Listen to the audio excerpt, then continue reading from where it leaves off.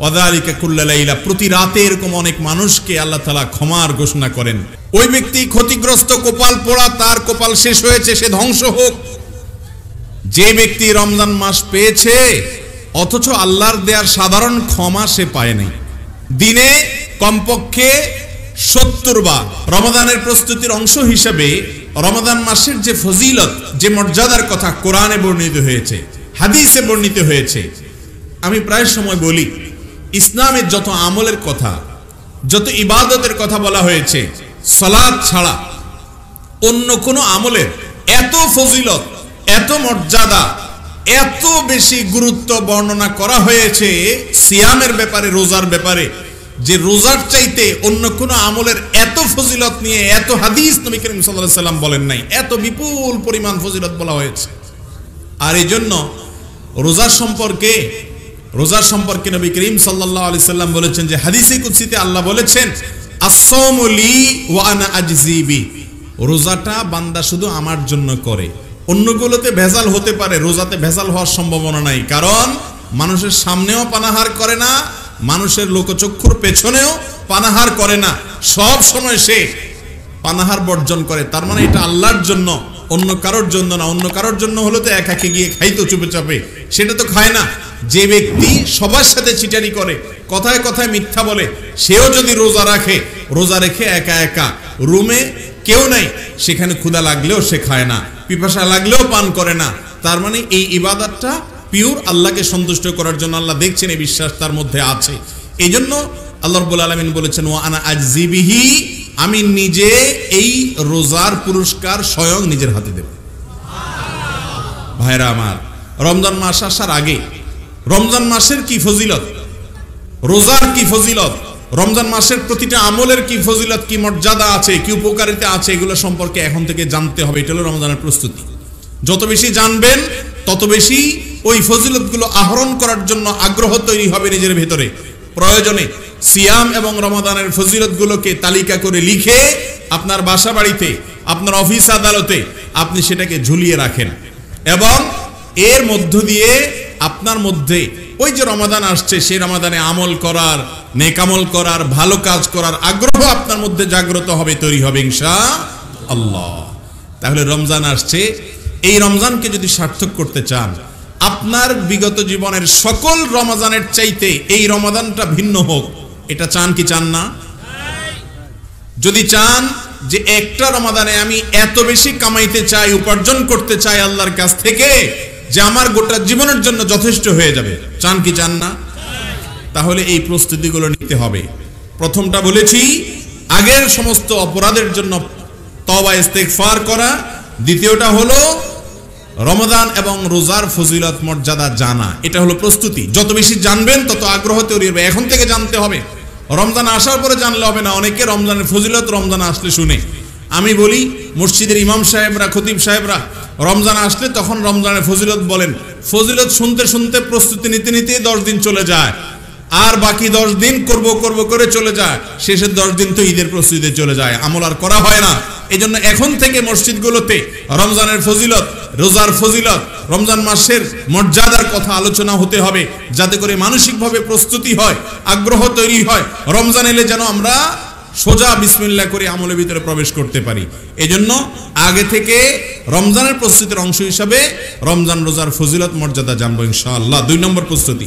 Number 3 নম্বর প্রস্তুতি হলো, এই রমাদান যেটা আমাদের সামনে আসছে, এই রমাদানে আমাকে আমার সারা জীবনের সমস্ত অপরাধ, সব গুনাহ খাতার জন্য হাল খাতা করতেই হবে। এই মর্মে এখন থেকে সংকল্প করতে হবে যে এই রমজানে মিস হতে দেয়া যাবে না। আগে যা গেছে না গেছে, এই রমজানটাতে আমি কোনোভাবেই আল্লাহ তাআলার সাধারণ ক্ষমা মিস করব না। ভাইরা আমার, নবী করিম সাল্লাল্লাহু আলাইহি সাল্লাম বলেছেন, ওয়ালিল্লাহি উতাকা মিনান নার, রমাদানে আল্লাহ তাআলার পক্ষ থেকে অসংখ্য অগণিত মানুষকে, বহু মানুষকে আল্লাহ তাআলা প্রতিদিন ঘোষণা জারি করেন, ফরমান জারি করেন।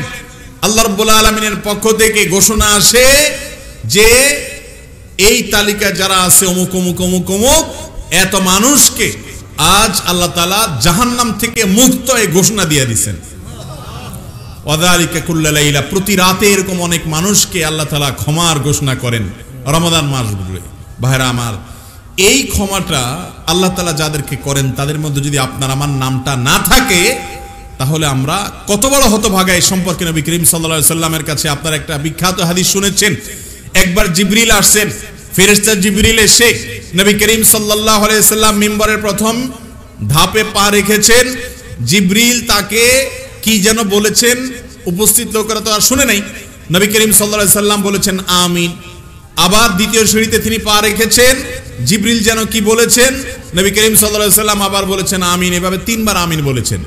তারপরে জিজ্ঞাসা করা হলো যে ইয়া রাসূলুল্লাহ, আপনি কি শুনে আমিন বললেন, আমরা তো কিছু বুঝলাম না। তখন নবী করিম সাল্লাল্লাহু আলাইহি সাল্লাম বললেন যে আমি যখন মিম্বরের প্রথম ধাপে পা রেখেছি, জিবরিল এসে আমাকে বলেছে বাউদা মান আদরাকা রমাদান ওয়া লাম ইগফার লাহ, ওই ব্যক্তি ধ্বংস হোক, ওই ব্যক্তি ক্ষতিগ্রস্ত, কপাল পোড়া, তার কপাল শেষ হয়েছে, সে ধ্বংস হোক। যে ব্যক্তি রমজান মাস পেয়েছে অথচ আল্লাহর দেয়ার সাধারণ ক্ষমা সে পায় নাই। তাহলে রমজান মাসে যদি সাধারণ ক্ষমা না পান, তাহলে নবী করিম সাল্লাল্লাহু আলাইহি সাল্লামের বদদোয়ার ভাগীদার হইতে হবে। রাস্তা দুইটা, এই মাসটাকে কাজে লাগিয়ে ক্ষমা নিশ্চিত করে নেওয়া, অথবা নবীজি সাল্লাল্লাহু আলাইহি সাল্লামের বদদোয়া, জিবরিলের বদদোয়া পাওয়া। একজন ইমানদার রমজান আসার আগে থেকে তওবা এবং ইস্তিগফার করার জন্য সংকল্প করবেন যে এইবার রমজানে কিভাবে তওবা করতে হয়। যেহেতু আল্লাহ সাধারণ ক্ষমা ঘোষণা করেন, আমি এখন থেকে প্রস্তুতি নিব। তওবা এবং ইস্তিগফারের জন্য সবচেয়ে উন্নত ভাষা হলো, উন্নত দোয়া হলো সাইয়্যিদুল ইস্তিগফার। এটা দেখে দেখেও পড়তে পারেন, মুখস্থ না থাকলে অসুবিধা নেই, লিখে আপনি সেটা দেখে দেখে পড়েন, অথবা ইউটিউবে আছে সেখান থেকে শুনেন, আস্তে আস্তে মুখস্থ করে নেন। আরবি না পারলে বাংলা পড়েন। আল্লাহুম্মা আনতা রাব্বি লা ইলাহা ইল্লা আন্ত, হে আল্লাহ আপনি আমার রব, লা ইলাহা ইল্লা আন্ত, আপনি ছাড়া কোনো ইবাদতের উপযুক্ত সত্তা আর কেউ নাই। খালাকতানি, আপনি আমাকে সৃষ্টি করেছেন। ওয়া আনা আবদুক, আমি আপনার দাস, আপনার গোলাম, আমি আল্লাহ, আমি আপনার গোলাম। ওয়া আনা আলা আহদিকা ওয়া ওয়া'দিকা মাস্তাতা'ত, আপনি যে অঙ্গীকার নিয়েছেন আপনার আনুগত্য করার, আপনার রুবুবিয়্যতকে স্বীকার করার, এই অঙ্গীকারের উপর, আপনার সঙ্গে করা ওয়াদার উপরে আমি যতটুকু পেরেছি আমার সাধ্য অনুযায়ী চলার চেষ্টা করেছি। কিন্তু যতই চেষ্টা করি না কেন, ভুল তো হয়েছে। আবুউ লাকা বিনি'মাতিকা আলাইয়া, আপনি যে অজস্র নেয়ামত দিয়ে আমাকে রেখেছেন স্বীকার করি মালিক। ওয়া আবুউ বিযামবি, আমার দ্বারা যে অনেক পাপ হয়েছে সেটাও আমি স্বীকার করি আল্লাহ। ফাগফিরলি ফাইন্নাহু লা ইয়াগফিরুয যুনুবা ইল্লা আন্ত, অতএব আপনি আমাকে মাফ করে দিন, কারণ আপনি ছাড়া আর কেউ ক্ষমা করতে পারে না। সাইয়্যিদুল ইস্তিগফার, এটা বেশি বেশি করে পাঠ করতে হবে। এছাড়া যে কোনো ইস্তিগফার পাঠ করবেন, এটার জন্য আগে থেকে পরিকল্পনা করবেন।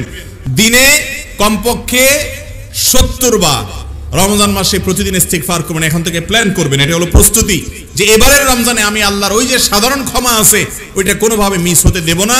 এখন থেকে সেটার জন্য মানসিক প্রস্তুতি নিতে হবে। এটা হলো রমজানের প্রস্তুতি, কারণ রমজান মাসই মানে হলো অফারের মাস। নাম্বার 4, রমজানের 4 নম্বর প্রস্তুতি হলো আগের রমজানে যদি কোনো রোজা ছুটে গিয়ে থাকে, মা বোনদের তাদের যে মাসিক হওয়ার কারণে রোজা মিস হয়ে থাকে সেগুলো, আর পুরুষরা কেউ অসুস্থ ছিলেন, করোনার কারণে অনেকে গত বছর রমজানে রোজা ভালো করে রাখতে পারেন নাই, বা অন্য কোনো অসুবিধা ছিল রাখতে পারেন নাই, জীবনে কখনো রোজা মিস হয়ে থাকলে পরবর্তী রমজান মাস আসার আগে আগে সেগুলো রেখে ফেলতে হয়।